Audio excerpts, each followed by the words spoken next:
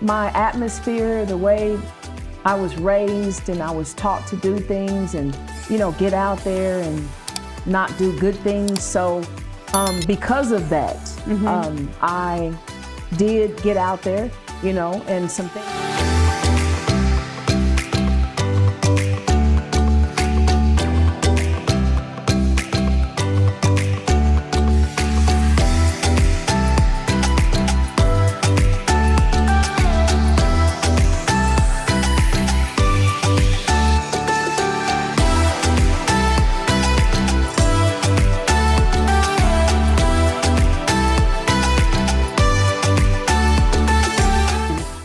Have you ever made a mistake in your life?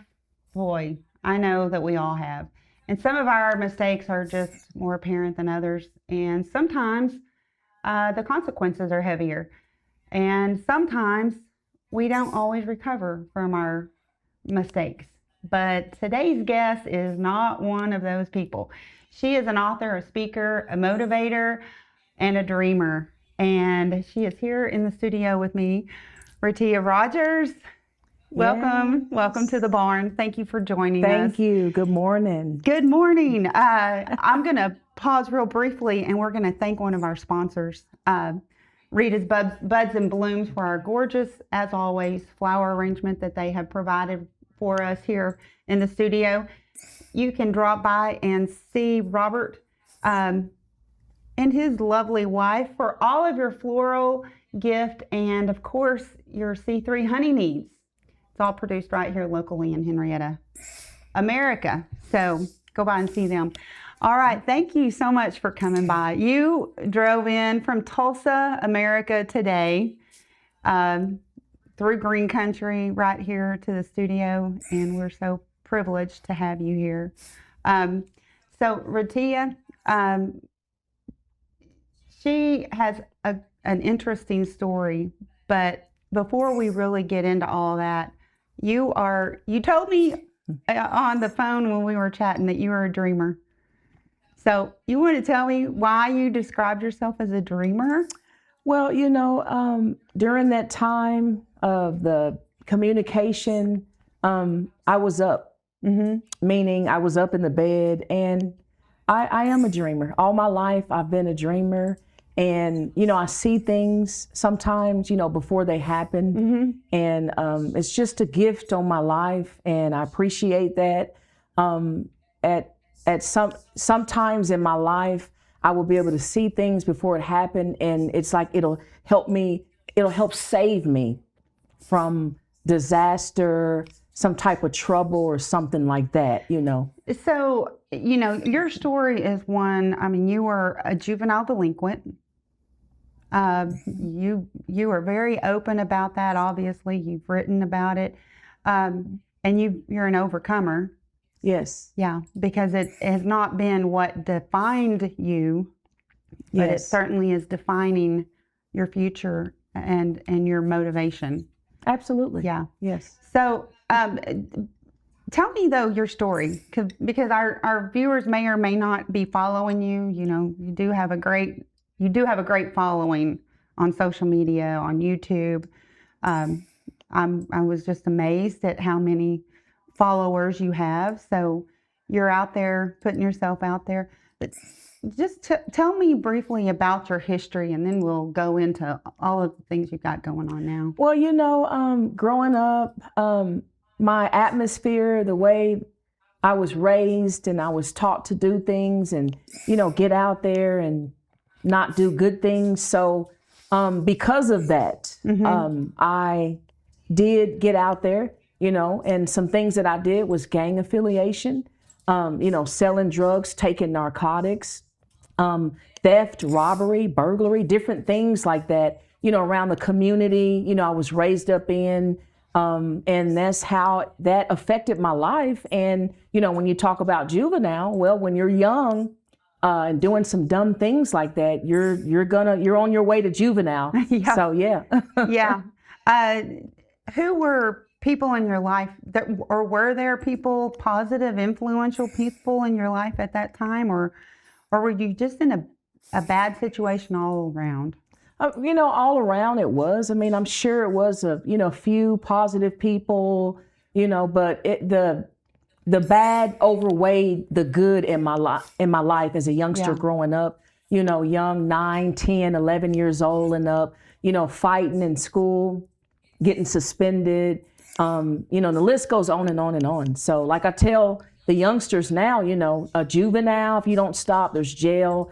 And then if you really don't stop, you're headed to prison. So, yeah. Okay. And you said it right there. And, you did spend time in prison. Yeah, I did. And your best-selling book is, and I'm just going to go ahead and pull out this book, and we'll have pictures and links of all that. But your best-selling book is I Broke Out of Prison. There's not a lot of us that can say we broke out of prison, but prison can be a lot of different things, can't it? Yes. Yeah. So you were, and I'm not meaning to dwell on the prison, because obviously that is just a moment in time, because your life has, I mean, you were young. You were what, 21? I was 21. Mm-hmm. Yeah, 21. And it started way before I turned 21. So, So you spent that time there, and you came through it. And take me into what your turning point. I mean, what happened that you decided this is not the path I want to go down? It all happened when I was young, as I was saying, 9, 10, 11, 12, 15, teen pregnancy, doing all this criminal activity. And then at 21 years old, I got sentenced to prison, and my back was up against the wall. Nobody was there. I saw a lot. I was around people who, they got shot, they got stabbed. They went to prison too. Some people went to prison, never made it out. Different things happened. So at 21, I'm in jail. I'm in jail, and nobody's there for me. And all of a sudden, I could see things happening to people, and just going over my whole life. It's like my life flashed before my eyes. And at that moment, it was like I received a miracle, in my life that was my turning point, to turn my life around. And it was very intimate for me. So it was more of an internal thing. Oh, yeah. It was completely internal. Absolutely. Where you were just replaying all of those things, and then dreaming and imagining maybe perhaps of what your life was going to be like moving forward, and you just decided that was not the direction that you go. How though? So you get out of prison. Was it based on good behavior, or how did that come about? Well, it was time for me to, to be released from prison. Okay. So you served the time that you were sentenced to. Yes. Mm-hmm. Time to be released. Mm-hmm. As a young 21-year-old, and have you already had your first child at that point? Yes. Yes. I had my baby at 15 years old, teenage pregnancy. Yes. My goodness. Mm-hmm. Teen pregnancies in the best of circumstances are difficult. Mm-hmm. So I cannot imagine the challenges that you face. So now you're out of prison. Mm-hmm. How do you, as a young woman, with all of this baggage that you're going to have to carry, how did you step forward and move? Because I know that there are people that are watching our show that are maybe in a situation like you were in, or maybe it's different, but where they felt like their back was against the wall, but they knew within themselves that this is not the path that they wanted. Where did you begin? I began with my strength from God. Mm-hmm. Because when I was in that jail cell, I said a prayer, and my life changed forever. And I hung on to my miracle, Mm-hmm. Mm-hmm. So once I got out of prison, the entire time in prison, day by day, each day was with God. And I figured, I faced all this bad stuff in life. here I am in jail. I'm getting sentenced to prison. I'm released from prison. And it's like, I have a choice, okay, to get out, go and hang out with the bad friends I was hanging around, out there committing crime, living it up crazy, or I can continue on with this new life that I found at 21, you know. And that's what you did. So you really had to remove yourself from the environment that you had been in. Well, not the environment, but the friends, the old friends. Okay. And some people, that I talk to say that they ask what's the secret. And I say, well, you can't, if you've been in trouble, you were raised that way, you've been through this, you've been through that. And what makes you think you can like literally change your life around if you don't decide to stop hanging around the wrong people? Yeah. That's insanity.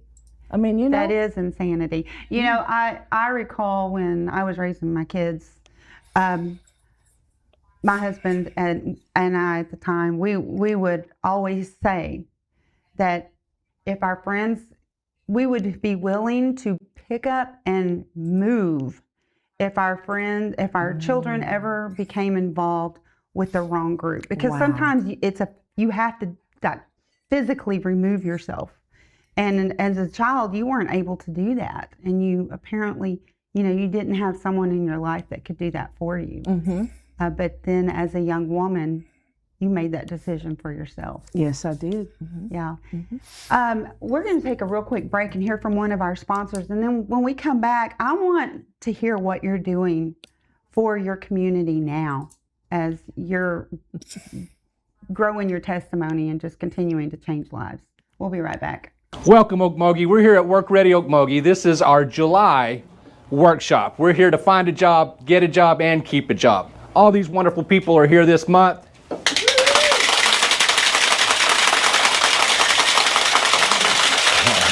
If you're in the Okmulgee area and you'd like to start your next career, come on down to Work Ready Okmulgee and let us help you. Our next workshop is August 3rd. We're here at 7th and Grand. You can reach us at 539-286-6136 or click our banner on okmulgeelogonews.com. Thank you. So welcome back. We've been on break. We've just been having a good, honest chat about the kids in the system and the difficulties that it is coming out of that environment, and how you can take good kids and put them in a bad environment, bad kids in a good environment, and all of that how the outcomes look, and it just comes down to influence and decisions and all of that. Yeah. Tell me what you're doing and where your heart and your passion is in sharing your story. We do a segment every week called Cup of the Week, and you didn't bring a cup because you said, I'm not a coffee drinker. I really am not. I'm not, I don't really have a cup, but you are filling, talk about a metaphor, you're filling people's cups on a regular basis, and that's how you're making your living. Just share with me all that you've got going on in that endeavor. Why are you so passionate about it? Because, I'm so passionate about what I do because growing up, I got into bad things, I got into trouble. So now we're flipping the script. Now this is the better side, the side where I'm supposed to be doing. Yeah. So I love to give back and to share. So this is like speaking engagements, reaching the youth, our teenagers in different schools, different settings, conferences, churches, but I love to reach the kids. My most recent event, I got a chance to speak to children at a youth girls championship wrestler. Oh. So the young girls are wrestlers, and every summer they do a championship, and they wrestle, their opponents, and have a great time. So I was able to go and give back and speak to them, and also sell some books. And we had a great day. They also invited me to go out to eat with them as well. So we all ate at the Golden Corral restaurant, and I sold books, and got a chance to reach the children, and had a great time. And I love to do that. Do you find that the teens that you're talking to and speaking with, that I would imagine they are going to be much more prone to take your advice than they would if I walked in there. I mean, you know, I don't have, thankfully, you know, I don't have that story. My story's different. But you're able to really reach them. Yes. Are they listening? Yeah, they were listening, and then we do a Q&A. So they raise their hands, and I, you know, answer their questions, and we had a great time. And so that's what I do. I do that, you know, a lot. You know, I go around and I give back, and I've been at different schools, you know, Webster High School at different times, McLean High School, you know, in Tulsa, Sankofa Middle School, Tulsa Job Corps, KIPP School, both North and West. There's other places, conferences, different schools that I go and I love to share and talk and reach people and tell them, you know, that's not the way to go, you know. Have you had any work that you're doing with within the system? Absolutely. I have a Department of Correction badge, so I volunteer with the prisoners and the juveniles as well. Do you feel like that is making a difference? It is. I believe I'm sowing seeds of hope, you know, into the juveniles, you know, the prisoners, and, you know, giving back and sharing my story. And I do reach people. And I want to say, sometimes when I'm out in the communities, you know, doing different book signings around, some women, they'll say, "Hey, Raittia, you know, I remember you.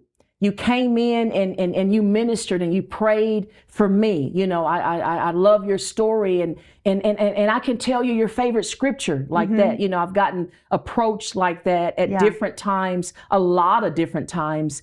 And, you know, it gives me hope to know that I'm giving hope and you know, inspiring lives, you know, all over the world, literally. Have you had an opportunity to see someone that has transformed their life that you had met, you know, years ago?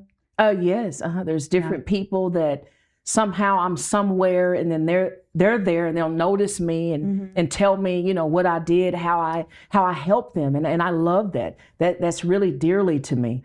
You know, in our visiting one-on-one, you shared that as a child, you were bold. You know, you had that. We can't tell. I mean, look at how you're dressed. You've got the bold colors. It speaks to your personality. But you said you had a bold personality. That is a God-given personality, right? Yeah. And because of the influence as a young child, it was directed down the wrong path. Yes. Now you're using that God-wired personality in a different way, and you're seeing a different result. Speak to a parent. I mean, as a parent of children who are making bad choices, can you give some encouragement or some guidance to a parent in that situation? Yeah, you know, if you're watching or you're listening to this right now, and you're a parent, I don't know, maybe you're going through something with your daughter, you know, your son, and I just would like to leave you with this. Just be there, you know. I was young. I didn't know I had gotten pregnant at 15 and I was taken away in state's custody, you know. So I actually lived in the Tulsa Girls Group Home. And I talk about that in my book, I Broke Out of Prison. But I want to say that my mom wasn't there for me, you know, like she should have. And even though I want to say this before I finish this, that I've forgiven, you know, my mom, my dad, different people in my family, different people I have forgiven them, but this is still my story. So if people take offense when they see me on TV or when they hear me on the radio, you know, if they read my magazine article or newspaper, it's on them. But I just want to say that my mom, when it was time for me to go back and get out of state's custody, she didn't show up. She abandoned me. And I talk about that in my book, you know, and I just want to say, if you would just be there, you know, you would be there for your daughter, just go through it together. Don't abandon them, be there for your son or your daughter. They need you, because, at the time my dad was serving time in prison and my mom was doing all that she could. She put clothes on my back. She fed me. She did a lot of good stuff, for me and helped me as her daughter, but she had a drug and alcohol addiction and trying to help make ends meet, not just with me, but with my other siblings as well. It wasn't just me. So she was trying to do her best, but if it wasn't for my probation officer, her name is Gwen Chaney, and she's a great counselor, a therapist. She was my probation officer growing up when I was in the system at 15 years old. And if it wasn't for her, they would have taken my baby from me and put me in therapeutic foster care. That was the decision that they made for me on paper. But I believe God brought her into my life. And so I was able to, she found the Madonna house for me. So they moved me from the Tulsa Girls Group Home to the Madonna house where I could live there and have my baby, go to school and take care of myself and learn. So yeah. And you had a great relationship, you said, with your son now. He's in his late 20s. So that's fabulous. Gosh, there's my mind is just swarming with all types of things. I have, a personal connection with a probation officer that works specifically with juveniles. And I know that those officers, just like any profession, they're not all good, but I know that there are a lot of them that are good. And they do make a difference. They can make a difference. And that is a tough job that they have working with the juveniles. Share with me the other books that you've authored and what you're doing specifically in the schools with those books. So this is the award winner bestseller, I Broke Out of Prison. This was my very first book that I've written. And this book it's been getting around. Yeah. And I also want to mention my story is featured internationally on CBN The 700 Club. Oh, well, I did not know that. Shout out. It's a global TV network. Yes, so my I'm familiar with that. Yes, absolutely. So I wanted to impact, other people's lives and had the opportunity to get other women in my number 2. This is I Broke Out of Prison number 2. Okay, so other ladies have beautiful disasters as well. Okay. Yeah. Compilation book. Yeah. Yes. So not all of them have been in prison like me, but they still have stories.